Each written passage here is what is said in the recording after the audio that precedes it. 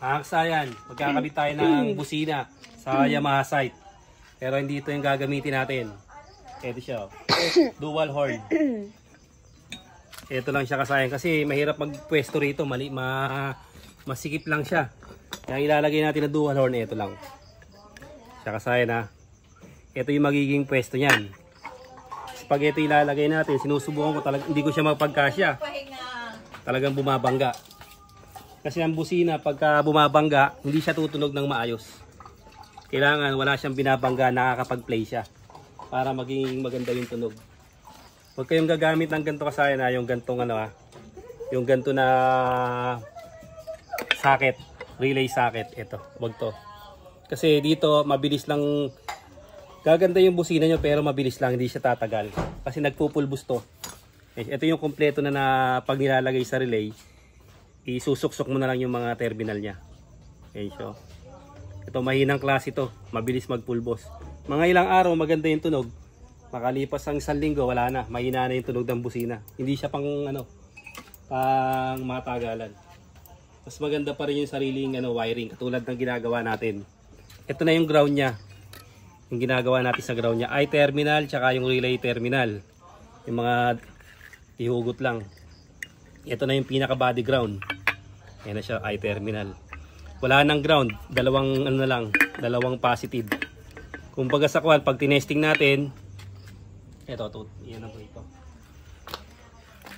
Kumbaga sa kwan, ito, pag tinesting natin, ayan. Pag testing yan, naka body ground lang.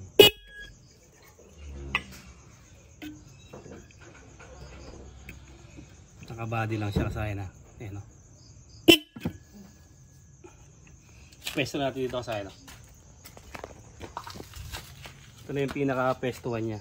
Bali, ito alisin na natin to. Dito natin ilalagay yung relay. Etong isa na to, dito siya nakalagay ha.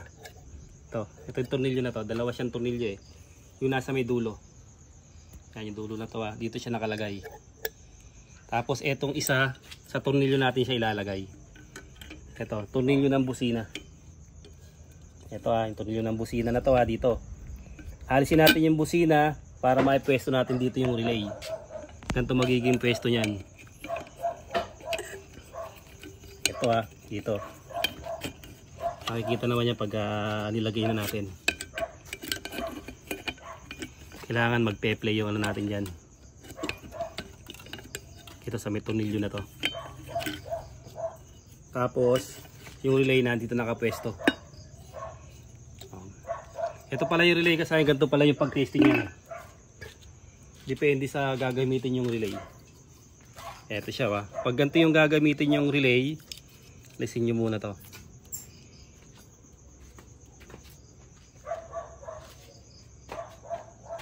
Ito may susi natin. Ito pa.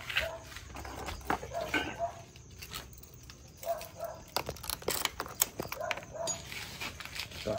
Pag sinuksok nyo yung relay nyo, pag ganito yung relay na gagamitin nyo ha, transparent horn relay.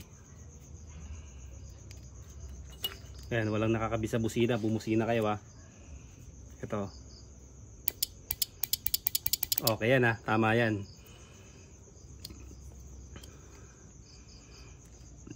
Pagkabaligtad naman, iba yung magiging labas ng power nya. Pag gantong relay ha. Pag yung ibang relay, okay lang kahit magkabaligtaran. Pansinin nyo. Ito, pag gaganon, baligtarin nyo lang siya. Kailangan lumabas yung ilaw. Kung walang ilaw yung relay na mabibili nyo, okay lang kahit magkabaligtaran. Ito, kailangan ilagay natin sa proper. Ayan o. Para mas proper yung pagkakalagay natin. Kasi may mga relay na na kahit magkabaligtaran, hindi naman sila umiilaw. Para sureball ang ating ating busina. Pag walang relay, kahit magkabaligtaran to, okay lang. Pag gantong relay na bili nyo, pagbaligtarin nyo lang pag hindi lumabas yung gantong ilaw. Tingnan nyo, maliit lang yung ilaw nyan. Paporma muna namin to kasayan ha. Tapos pag naiporma na yung busina, pabalikan namin kayo. Ito na kasayan, inumaga na tayo kakaporma ng busina. Bali dito natin siya nilagay. Yung dapat dito natin lalagay yung relay. Sa tagiliran tayo naglagay ng relay. Ito na yung busina natin ha, kailangan may play. Sa kabila may play din. Hindi kasya kasi yung mga Pia horn, hindi kumakasya. MOCC. Yan siya ba? Yan, play. Wala na siyang babanggaan. Para makasigurado tayo na walang babanggaan. Ito siya. Sasalpak natin yung ano. Yan siya. Kasaya na ito ha. Ayan, nakalapat na siya. Tapos, silipin yung sa loob. Ito siya. Ito yung tornilyuan natin oh. Pasok na siya. Yan. Tapos sa kabila. Libreng-libre na siya. Wala siyang binabanggaan. Makakapag-play siya ng maayos. Ibig sabihin, magiging maganda yung tunog ng ating busina. Tandaan nyo kasayan, para sa ikakaganda ng tunog ng busina, huwag kayong gagamit yung mga ano, yung mga aftermarket na one set na ano, yung one set na socket relay. Para sure ball yung ating ano, yung ating busina. Ito na siya ha. Dito tayo pupunta. Ito yung ating positive ng busina. Kasi yung negative, nakakabit na sa body ground. Ayun, no? Yung lagi natin ginagawa sa busina, nakakabit na rito yung ano natin, yung ground. Pero itetest natin siya para makasigurado tayo. Ito siya. Yung busina natin, no? Nakakabit yan dito. Nakakabit dito sa ground. Tapos titignan natin yung reading. Siya kasaya, no? Ayun yung reading niya. 12.5, 12.6, 12.5. Tapos sa kabila. Yan, sa kabila, ito, dinadaanan ng natin ang body ground. Ito siya. 12.5. Tapos, yung battery natin. Battery natin, 12.5. Ibig sabihin, perfecto na yung ground nito. Okay na okay yung body ground natin. Tapos, eto na, sana natin. Napakasimple lang ha. Hindi kayo maliligaw. Ito, dito.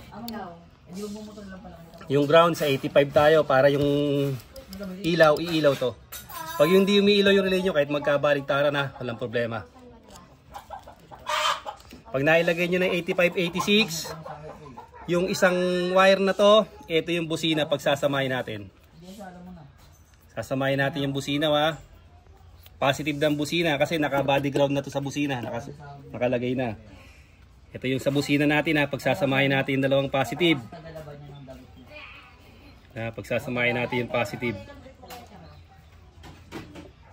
Pag pinagsama natin yung positive, ilalagay natin sa number 87 nasa may harap.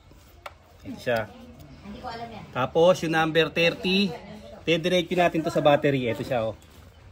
May fuse siya na 10 or 15 ampere. Yung gagamitin natin na dito na fuse. 10 or 15 ampere. Kulay blue or kulay pula. Ito siya ba, diretso. For safety. Pero kung sure ball kayo mag-wiring, kahit walang fuse, okay na okay. Pwede rin siya walang fuse, basta sigurado. Ito yung number 30 ha. 85, 86, yung hinugot natin sa busina. Number 87, yung dalawang positive ng busina. Number 30, diretso sa ano, sa battery, positive ng battery. Tapos number 30 ng relay. Ilalagay natin sa may dulon-dulo siya ba. Ito siya, dito na nakaporma yung relay natin.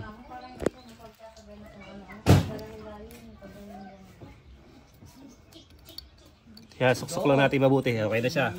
Tapos kasayan, okay na yung busina natin, tatry na natin. Yan lang kasi yung kasya, hindi kasya yung malalaki. Ito, sayo.